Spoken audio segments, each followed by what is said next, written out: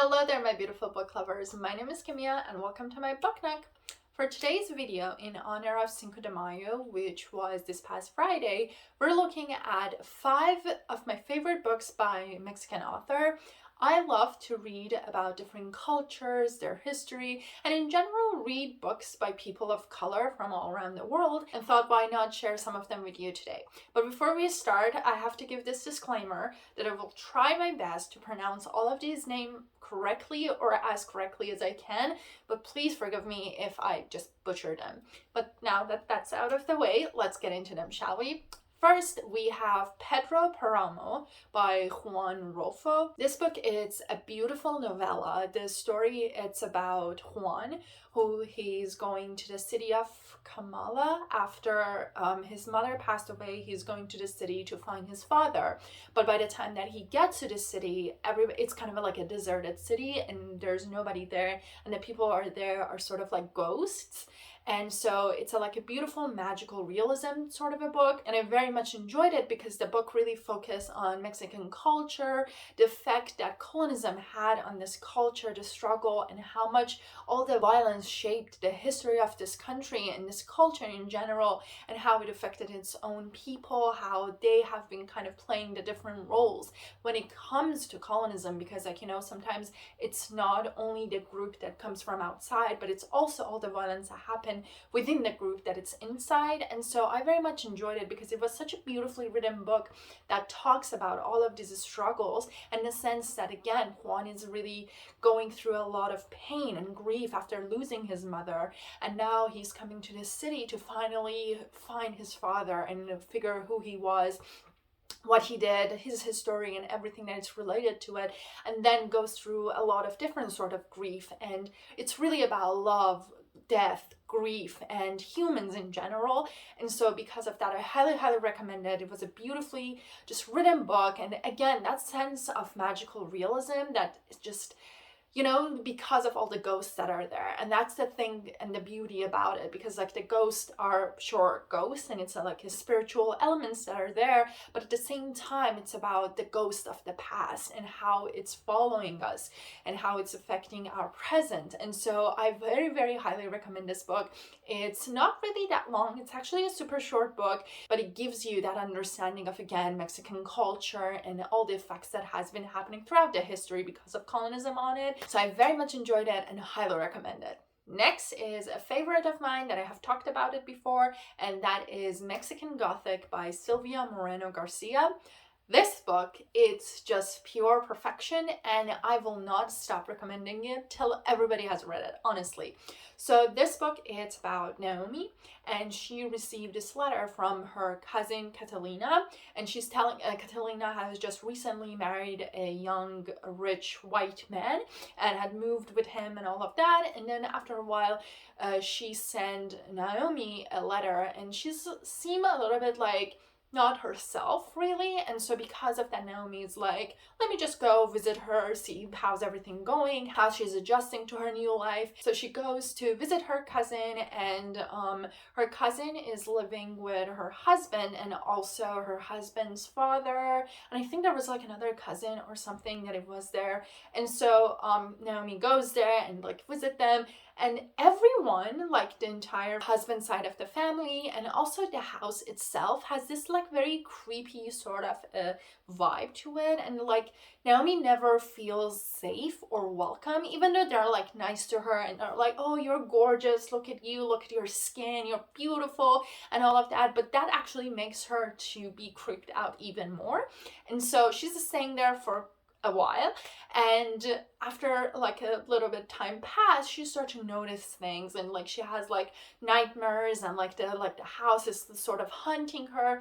And so this book, I read it in like literally one setting. I couldn't put it down because like it has that sort of like gothic sense to it, but it's also, to me, it was a sort of a mystery as well, because like you don't know what's happening, and you're wondering if everything that she's feeling is sort of like nightmares, and it's like sort of things that she's imagining or feeling, or just because how she's feeling, or the house, it's a little bit like dark and gloomy and it's a gothic sort of a house, it's affecting her to start to like imagine all of these things, or is it actually something happening? And also, what's up with the family?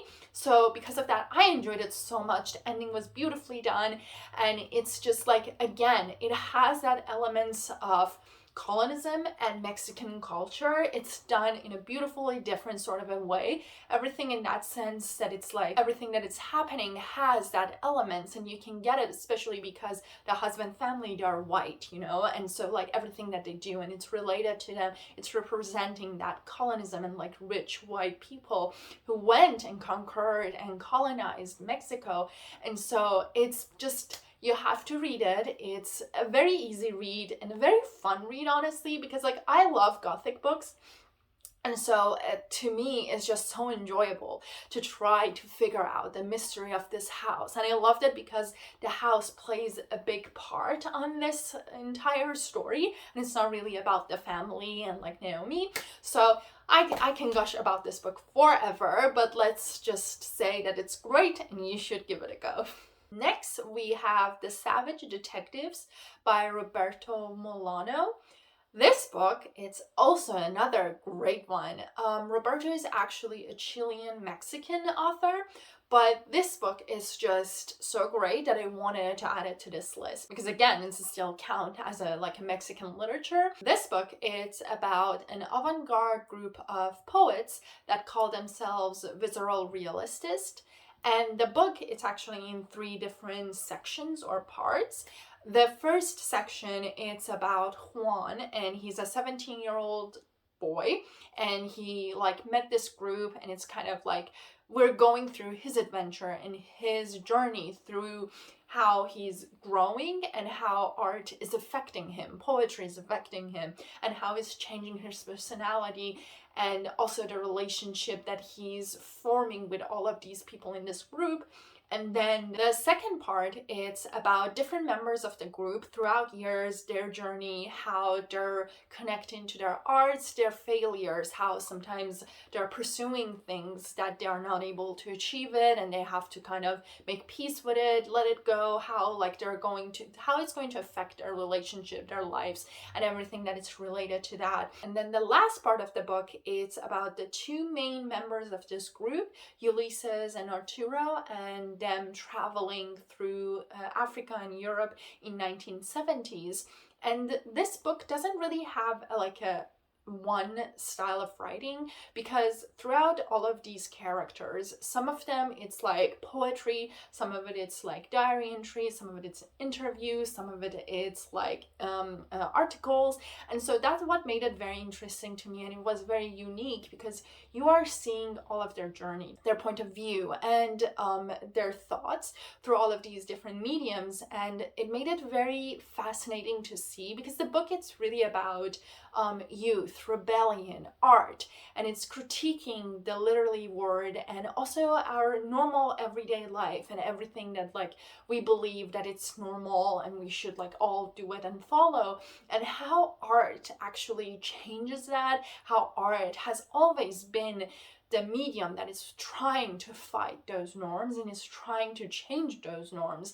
And as a person that has studied art and is now practicing in a more of a creative field, if I can say, it was very interesting for me to see, and I could have relate to some aspect of it and really be amazed by some other parts of it, to really see how no matter which culture you're from, where you have been born and raised, art, it's always very unique. And even though different cultures have different sense of art and what they call art or how they practice art, at the end of the day, creativity in general has played such an important role when it comes to cultures and forming cultures in general, and especially during the hardest and harshest part of each time in the history of a culture.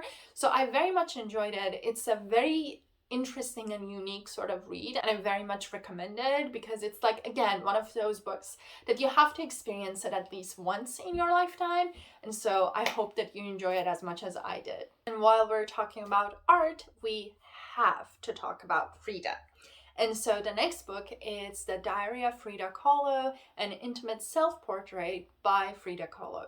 So if you do not know Frida, she is one of the most spectacular women that have ever existed. And she made such a big impact when it comes to art and art world in general. In this book, it's her diary between the years 1944 to 1954, and it really shows her life, her struggles with her disabilities, with her activism, with her fellow artists, and it's just a really actual self-portrait inside her life, and it really shows how much art can help us when it comes to our everyday struggles. But it can also show that how much sometimes art is just the pressure that it's out there, you know. And so I very much enjoy this because Frida, it's one of those people that, if you know, especially because of her physical disabilities that she had,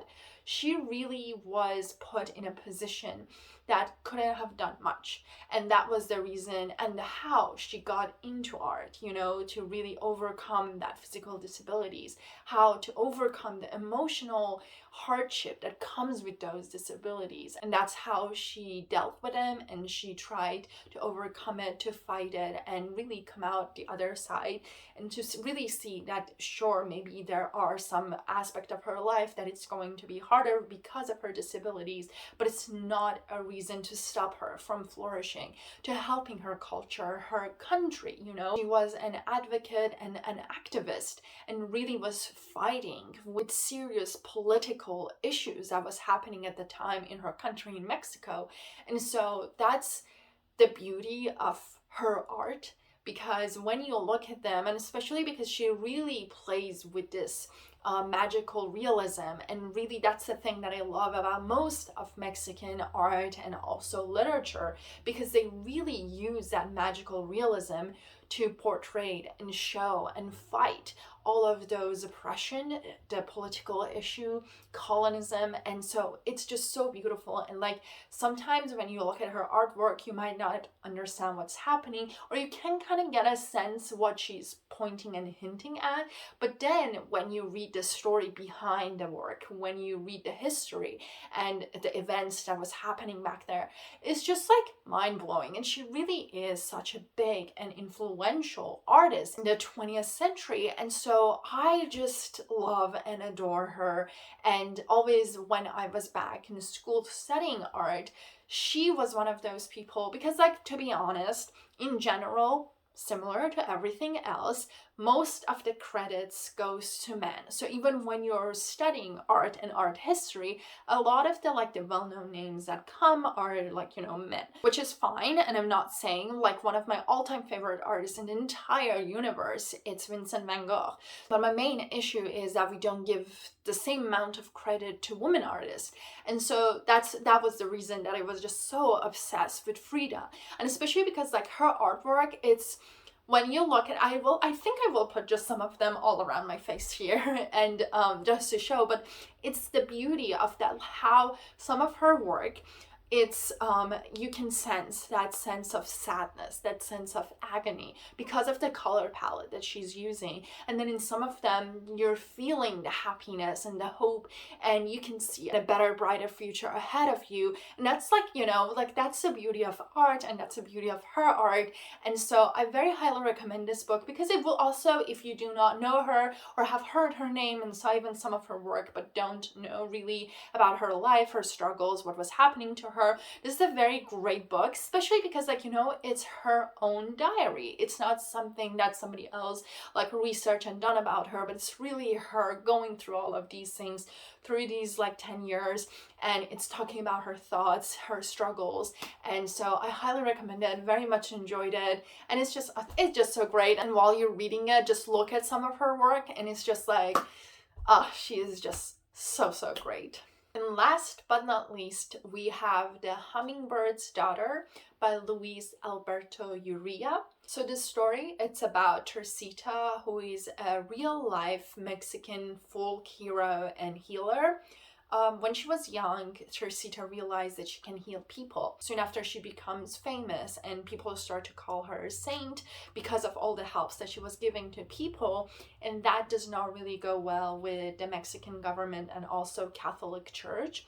And the book, it's really showing the struggles of rural Mexico in 19th century and everything that was happening, like all the political conflict that was happening back then, during that time, and also the struggles and fight between the elite group of rich Mexican and also middle and lower class. And it's so beautifully done to show the reality of all of that. While Teresita, she's a young girl, and so her ability that she can heal people, she's struggling with that because she's trying to find who she is, find her self-worth, and also her faith, because she does not believe herself as being a saint, but there are all of these people that are calling her saint because she has been able to help them. And so I very much adored and enjoyed this book because it really shows how all of our beliefs, how the government and the government beliefs and the Catholic Church and general religious play such an important part in our journey to find ourselves, to find who we want to be, who we are, and what we want to do with it, where we want to go with it. And so it's another book that is just so beautifully done. And I very much loved it because it's a historical fiction. So, there's the reality of it, that everything is based on history. So that these things were happening. And especially because Teresita is an actual real person that existed, So that makes it even more interesting to see. I mean, sure, there are that fictional aspect of it, and I'm pretty sure things has changed a little bit to match and fit with this story, but in general, to see how our faith plays such an important role when it comes to our political world, because everything that is related to politics affect us, affect our everyday life. And so it's very interesting to see how those elements, some of them are still happening in US right here, and not just US but all around the world, because there's always those sort of conflict between the ultra rich up there and then the middle and lower class, and how different faith and beliefs are always clashing, and how we struggle as human beings and individuals with all of these beliefs, and how we are trying to find our way and our place in it. And so I very much highly, I said that about every single book on this list, because I picked 5 that were you must read them, because I have read some others that they were great, but some of them, like any other book, sometimes there are books that you're once was enough, but these books are things that I go back to them again, and I feel that everybody will enjoy them, or at least I hope that everybody will enjoy them, because they're so eye-opening. And all of these books, while they all have some elements that are similar or playing and showing the same thing, but at the same time, just because of the change of tone, just because of the change of character, it's so interesting to see how all of these different people perceive all of these sort of conflicts, similar conflicts, the same way or different way. And it's just very enjoyable to me, and I hope you enjoy them as much as I do. And that's a wrap for today. I hope you enjoyed this list, and let me know if you have read any of these books, and if you have enjoyed them, not enjoyed them, if there's any other books that you would recommend to everyone.